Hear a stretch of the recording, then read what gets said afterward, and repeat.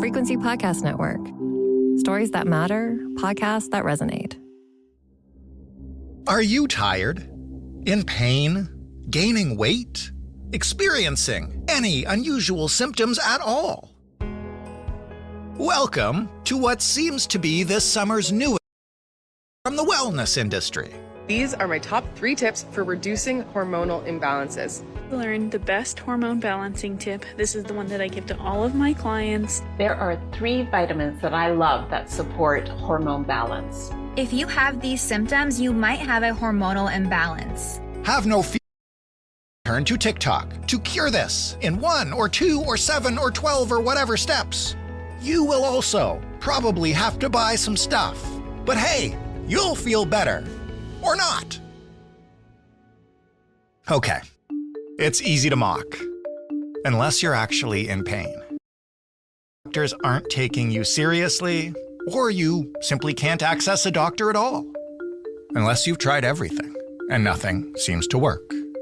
This is the crux of the hormone imbalance craze. On the surface, yeah, it's another grift, but people really are suffering. Your system is either unavailable to you or dismissive of you. You get desperate, which is what leads you to TikTok, where some people are at least listening to you and sharing your journey. And yeah, some of them are trying to make some money from you too. But then, doesn't of the healthcare system too?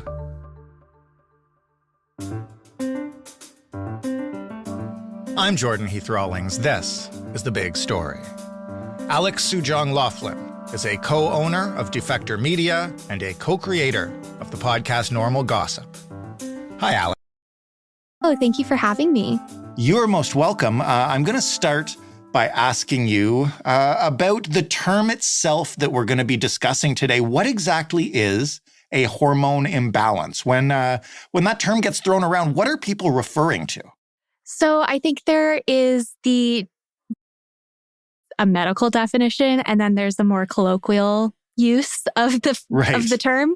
And so a hormone imbalance, our bodies have more than 50 hormones, and they govern everything from our metabolism to our sex drive, things like that. And they do exist.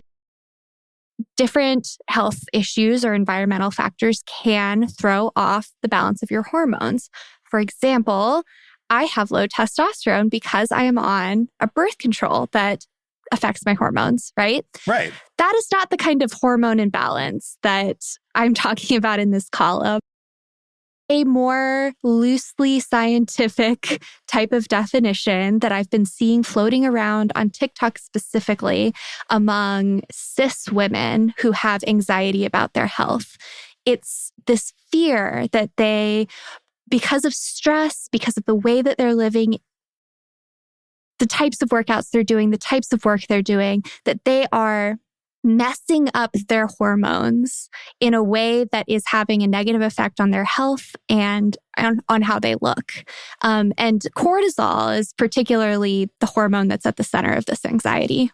So why has this become like the de facto problem, which I'll use air quotes around because, again, I'm not sure we're talking all the time here about actual medical problems, but the problem that these women are trying to fix? I think that a lot of misinformation on the internet, and especially health misinformation, there is a kernel of truth around which, this pearl of misinformation has been formed. And so, when you have excessively high cortisol, your body to burn fat, you might swell up in the face, you might struggle to sleep, your digestion might be off. These are all true things. But I think that the reason this is really picking up is in part because women and marginalized people of all often struggle to have their health concerns met with the appropriate amount of concern and care and attention from healthcare providers. Right. And so what symptoms are we talking about here, that can be fixed if you just balance your hormones, particularly cortisol? in like the range of symptoms that can be attributed to high cortisol, according to random people on the internet, is like endless. It's, I'm in a bad mood. I have a stomach ache after I eat. I'm constipated. I don't like the way my face looks. I'm struggling to lose weight. Like, all of these things are allegedly attributable to high cortisol. And the thing is, like, for me, I'm somebody who, I have my own health anxieties, and that's reflected in my TikTok algorithm. So when I scroll on TikTok, I often get these videos of people saying, hey, do you have all of these symptoms? And then they'll list off all the symptoms that I have that I'm feeling concerned about. And they'll say, it might be because you have high cortisol. Try this supplement and it might help you. Okay, I'm glad you mentioned your own health journey here, because that's written about in respect to this.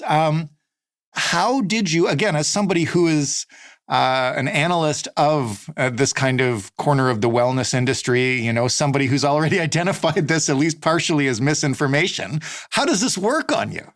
Oh my gosh. I mean, part of why I wrote this was because it worked on me. I bought a magnesium powder off of TikTok and drank it every night. And I was like, I don't think I'm feeling any better, but I'm also not feeling any worse. So it can't hurt, I guess. Heather, can you describe it for people who haven't seen it or heard of it, or might be wondering now if it's the cure they need? Oh my goodness. It's magnesium glycinate, and it also has vitamin D and ashwagandha and L-theanine. Do I know what those things do? No. Do I know how much of each of those ingredients is actually in the powder? Because this is not regulated by the FDA in the US. Right. And so, supplements can just kind of say whatever.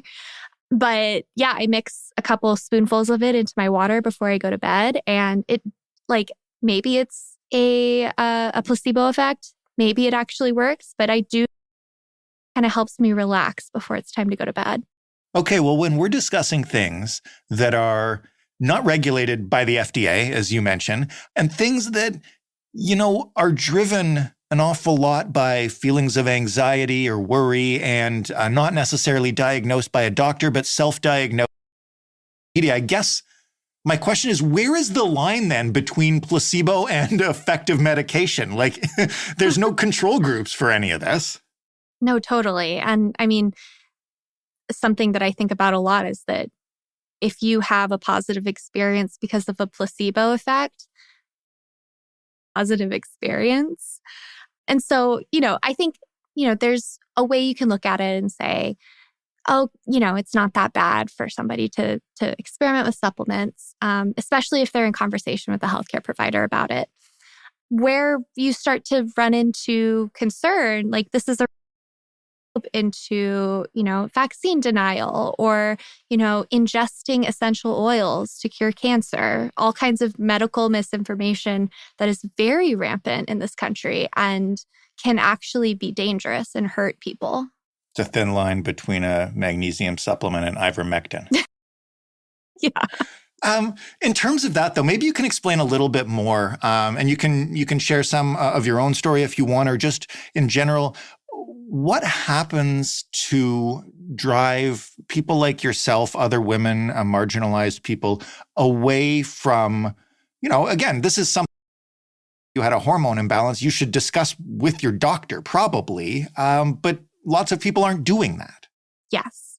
Well, I can speak from my personal experience. I have always had incredibly painful periods, to the point of debilitating, cannot work for several days of each month.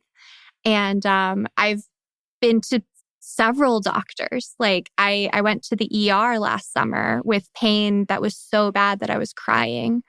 And I was told to consider taking Advil and Tylenol time instead of one or the other.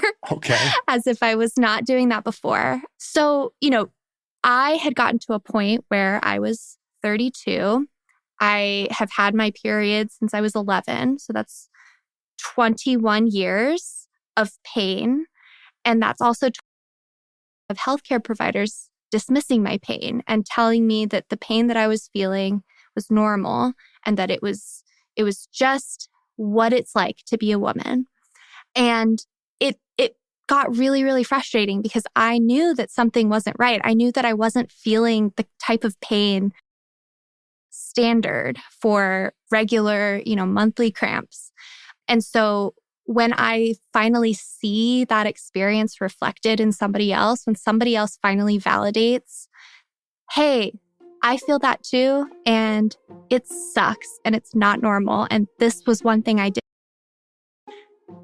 That's huge. That is so enticing, even to somebody like me who is skeptical of misinformation generally and health misinformation specifically.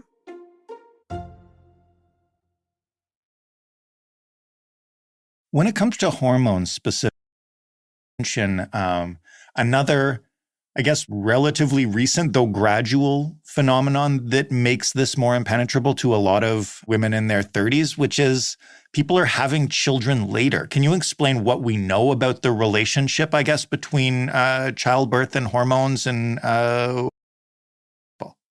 Yeah, pregnancy and childbirth are huge hormonal physical events in a person's life.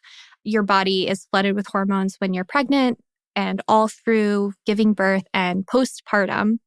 And, we don't have a ton about this, but there is evidence that suggests that a myriad number of cancers and other diseases and conditions are less likely to occur in somebody who has given birth. I have my own suspicions as somebody who took exactly in college. Right. I will not share them because I don't want to, Because there's enough misinformation on the internet. Yeah. But, when I want to talk, I wanted to talk to my mom about the menstrual pain that I was feeling. And, in a certain sense, she could talk about the things that we had in common. But she had me when she was 22. And so her entire adult life has been post going through this major physical event. And I started working on this actually after I had a conversation with my mother-in-law who didn't until she was in her 40s. And she's the only woman in my family who has waited that long. And we were able to talk about endometriosis and the pain that she experienced all through her 30s. And it was really validating and, really interesting. Whether or not we're talking specific medical science, which again, to be clear, neither of us are qualified to do that. Yeah.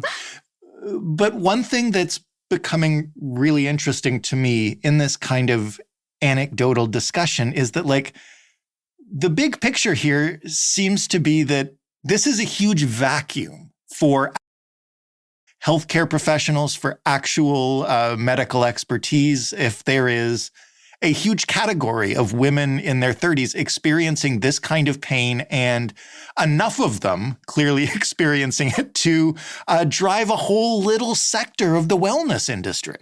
Yeah. Don't get me started talking about women's pain and how it is minimized in the culture. You would think that there would be more research into all features of, female reproductive health and science. But we're still a little bit in the Bronze Age when it comes to a lot of knowledge about women's bodies. But what fascinates me is what fills that vacuum, right?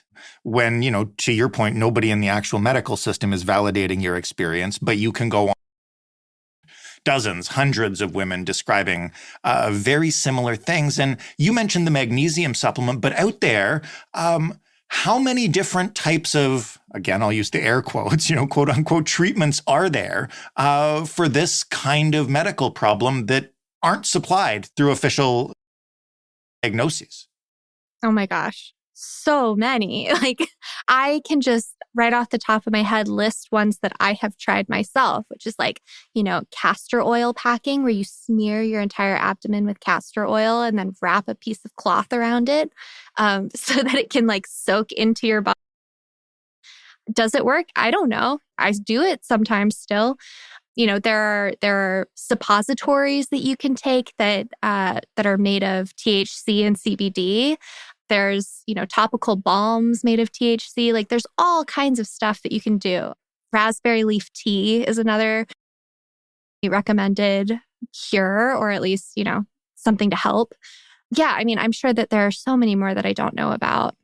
What is the solution here? And obviously nobody is going to, unfortunately, change, centuries of medical ignorance of reproductive pain overnight.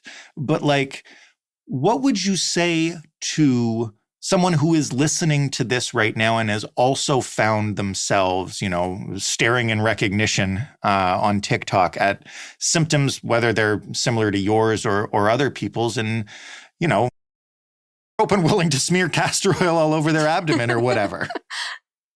Oh my gosh. I have so much empathy and sympathy for anybody who's going through this. Because, of course, it's not just cis women who experience this kind of erasure in the medical setting. Really high rates of being, dismissed for the pain that they experience. Fat people, they're often told by doctors they need to lose weight before any of their other concerns are even considered. I want to be careful, because I know how easy it is to be enamored by these things and to believe that, oh, maybe this one supplement will help. Maybe this one thing will help. And in order to get the kind of care that could actually help, the type of care where you feel heard, it takes a lot of work. And in the absence of those things, if you don't have access to those things, I would just be very, very careful about the things that you buy into. Try and find literature yourself. Try and read, reports, studies that's actually going on, and make sure to verify the things you're reading. Basic media literacy, check the source, check the outlet that's publishing the story that you're reading. Don't go for some weird aggregated SEO nonsense website that's just trying to get you to click. 10 things cure your period pain. Yes. Like that? Yes. The one secret doctors don't want you to know. Right. In those little taboola ads at the bottom of an article you're reading. Yes. Listen, last question, because you've been through this yourself and you've done so much research and looking into the prevalence of this stuff. Once you realize how many women and marginalized folks are out there diagnosing complex physiology through TikTok videos, what's your takeaway from your own journey? Sure, but also the fact that you are so not alone in it. It's, my takeaway is pretty. It feels like there is something deeply, deeply broken in our society right now. And it's the collision of misinformation spreading rampantly, a lack of basic media literacy, and also a lack of compassionate preventative health care.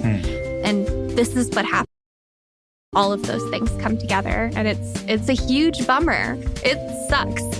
Alex, thank you for explaining not only why it sucks, but how it came to suck. I really appreciate your time. Thank you.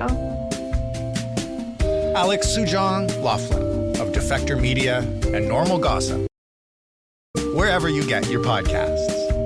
That was The Big Story. For more from us, head to thebigstorypodcast.ca. You can find all of our episodes there. You can search for whatever you like. There's a little bar at the bottom. There are hundreds and hundreds for you to choose from.